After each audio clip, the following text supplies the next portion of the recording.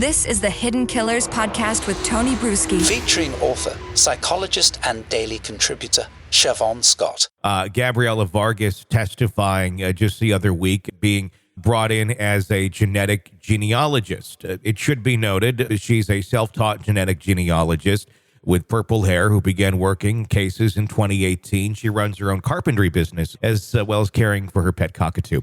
This is all the information. It sounds ridiculous, but it is the expert witness. Hence why the FBI visited her shortly after that testimony. We don't know exactly what they visited her about immediately after. I know Ann Taylor has some issue with that. But I am wondering, are they having some issue here with the experts that they are calling in, and specifically the term expert being in front of their name? Right. Yeah, it's certainly questionable, and it will be really interesting. I'm always interested in hearing what testimony people care to give, but it's very sketchy, definitely. Should the judge, let's talk about the actual situation of getting an expert witness in. It's my understanding, and maybe this varies from jurisdiction. I don't know. I'm not an attorney. I know you are not either, but you've been involved in that world more than I have personally. An expert witness that is called in, doesn't a judge have to vet that person and say, yes, you may bring this expert in prior to them being able to testify in court? Yes, in the cases I've been involved in, and I don't imagine that this would be different in the state of Idaho, expert witnesses have to present their CV and their history and what is it about them that makes them an expert. And this is done under cross-examination, so the opposing side has the right to question and challenge. And then it is up to the court to deem that they're accepted as an expert or they're not. How difficult of a process is that? Can anyone who knows their craft, at least to a decent extent, one that they can talk about somewhat competently, is it easy for someone to get in to be an expert witness? How often do judges actually say, no, we don't think you're qualified?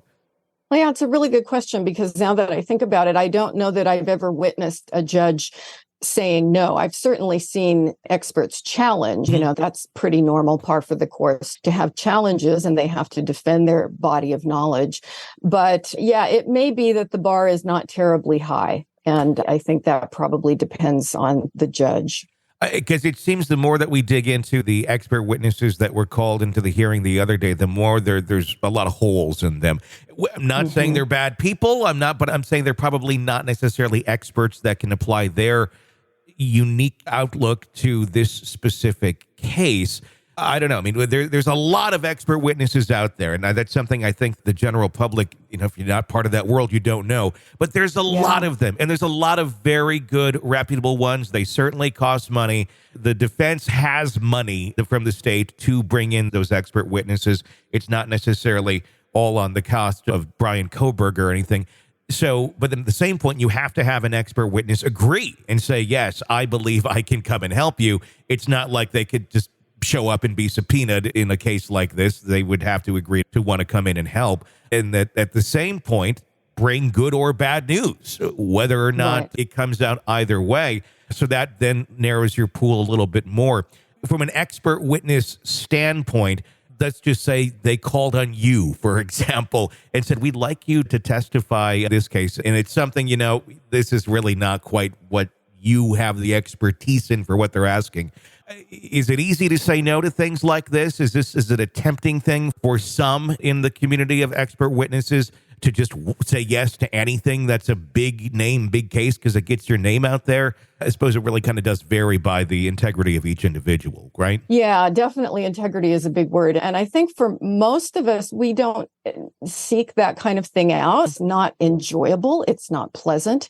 It may be something you do because you really do know something. Hopefully you have information that you're passionate about sharing, the information that you have. But the act of actually being a participant in a trial, particularly a big trial with a death penalty case, it's not fun, you know, it's not pleasant. And I would really wonder about somebody who just loved doing that sort of thing. It's not something I enjoy doing. I've done it, but I don't enjoy it. And you certainly do see that there are very highly paid people that do it. And I'm just thinking of the Johnny Depp divorce trial. Oh my God, what the experts were put through on both sides. It was just a circus. And I don't think any of those people were enjoying that process, but Sure. they made a lot of money doing it. So I'm sure there's a big diversity of people that testify in expert cases. And it's a very different experience just depending on the personality of the individual. But some are certainly very well qualified.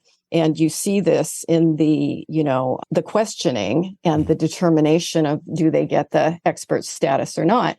And then you see others that are very questionable. And I can think of cases where, the testimony was concerning cadaver dogs and how well trained they were.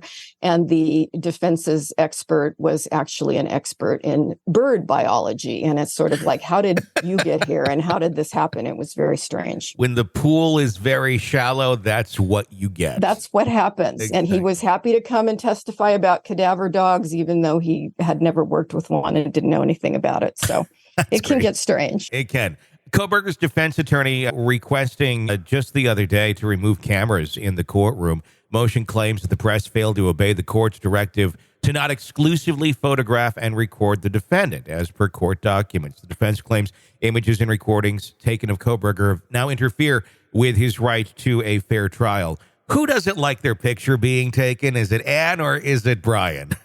Mm-hmm. Yeah, I can't imagine that Brian is opposed to his picture being taken. It just sort of goes with the attention seeking that he's always sort of displayed, and that this may not play out well to his benefit.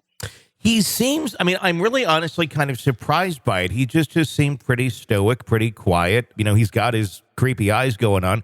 But other than that, he's not putting up a show. He's dressed very well. Really, I'm kind of surprised by the concern for this because he doesn't really come across as a really particularly negative or spooky figure in the court other than his eyes, right, compared to some other folks, that we've seen on trial. He's actually presenting, in my opinion, fairly well. So the idea that the camera is on him and taking pictures, that kind of comes along with the territory of being accused of killing 4 people.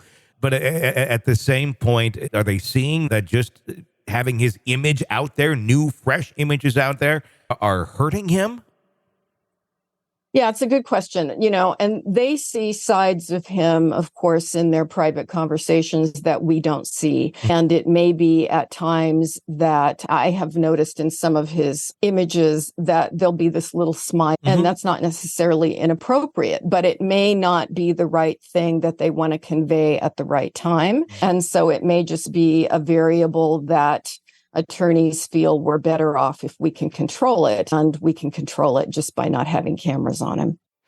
You're locked into the Hidden Killers podcast. Want more? Start binging on all of our true crime podcasts right now through Apple Podcasts and get an ad-free experience when you sign up to be a True Crime Today Premium Plus member exclusively on Apple Podcasts. More of the Hidden Killers podcast dropping soon. Press subscribe now.